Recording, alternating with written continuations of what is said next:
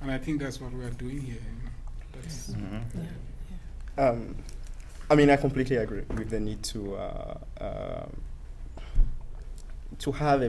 be able to express, what is broken in our family. But going back to the original question, I think I agree with Pepe. I think we definitely do share the culture. But I think first of all, we share the most apparent thing that we have, which is blackness in its most apparent form. I think we do share the spirituality too, in all the ways we can express it. I think if one looks closely, there is something the way the spirituality of the African person, I mean African-American, the black soul, I think is something that I believe is very particular. I'm not trying to deny the universality of our being, but I really think that culture and spirituality on top of our color of skin is something that brings us together. But we need to work based on that. We need to then heal the wounds of, that have been accumulated through time, but that's what I would say. I'd add that we talked about our shared past, and I agree with everything that's been said, but I think we share a present moment that is our political, economic, and social condition. Like when you look across the diaspora, you'll see we're located in similar places at the bottom rung for the most part. So somehow I hope that we share a future together, more importantly, in trying to come up with strategies, look at what people are doing in different places to organize and acquire back the wealth that we are owed, and the things that we need for our children to move forward. So that's what I'm excited about, is what we're going to do in the future as well. I'd like to add one thing to what Vanessa said too. Competing in a global economy, our people seem to be left behind, and it's important to have that conversation. What are we going to do? What are the strategies that we're going to take to make sure that we're able to compete, and our children are able to compete, our communities are able to compete? So that's very important. I think that's a conversation that we have to have across the table.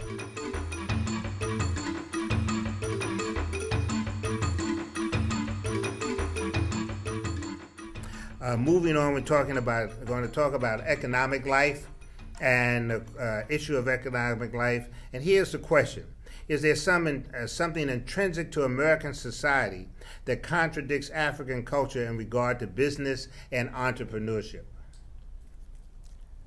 I'll start that one. There isn't anything, I think, that in American culture that is contrary to African development. But there are some obstacles in American institutions that I believe that prevent African people from excelling in America. I was talking to you earlier, and I'll give you an example of a company that I was involved with once in this country in developing government contracts in various different commodities. And this particular company had large contracts to produce and sell various different goods, and it could have made a lot of money. But what happened, the banks were able to block this company from getting any kind of resources because the people that were owning the bank didn't have any confidence in these black companies, or they just were, maybe there was some racism might have come into the process as well. So usually it's the institution that stops us. It's the language of America sometimes that prevent African people from excelling. And there's various different aspects of this. But I just wanted to put that one point on the table. Yes. I know that our brother here is much more well-versed in economics than I am. But the first thing that came out for me was the thought of individualism. And it's really a myth that white folks believe in individualism, because they sure practice it, collectivism with themselves.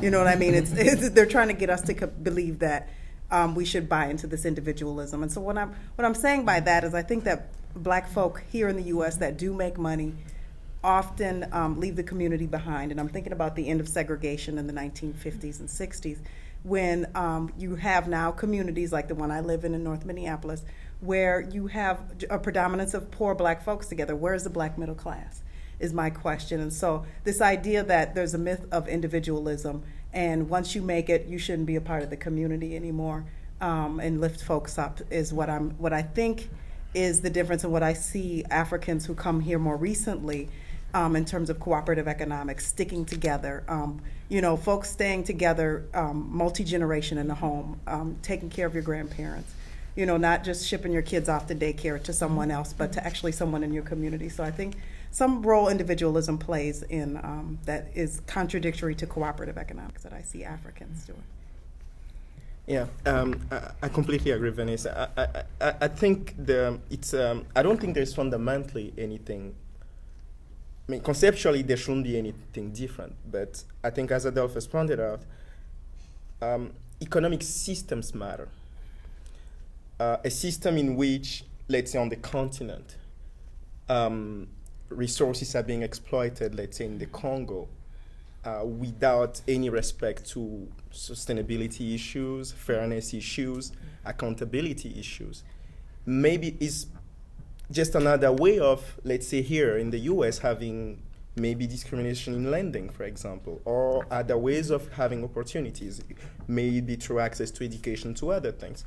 So the first thing I see is more that the institutions themselves, as Adolphus pointed out, or the economic system overall, has elements that are contrary to essentially the values the values we would like to see in a Afro-economic system. I'm not sure if it's essentially or intrinsically African, but I think to start the conversation about the way we conduct business, we have to ask ourselves, in what context are we conducting the business? But going one step further is what Vanessa is saying, which is that as we conduct business, there are values that we hold dearly. And when you really believe that everything works through the market and everything has to be based on the individual, you may start missing out a few things. And one thing is the collective element. For a long time, African countries has been led to believe that the government shouldn't be doing too much. The US has been praised for its very free market-based approach to the economy. Until very recently, things are failing, and guess what? We now own Bank of America. But all countries in Africa must have been told at some point, no, you should really have your hands off. I'm not saying it's better to have the government involved, but what I'm trying to say is that the American way of doing things sometimes overlooks the importance of that collective agreement in the ways of conducting things. And sometimes, maybe, for example, government may have to intervene to make sure that education is free and accessible for all for some time before moving to a more private system when things are really, the context is right. And the final things, I think, is that Africans have for a long time shared a very deep connection with the environment.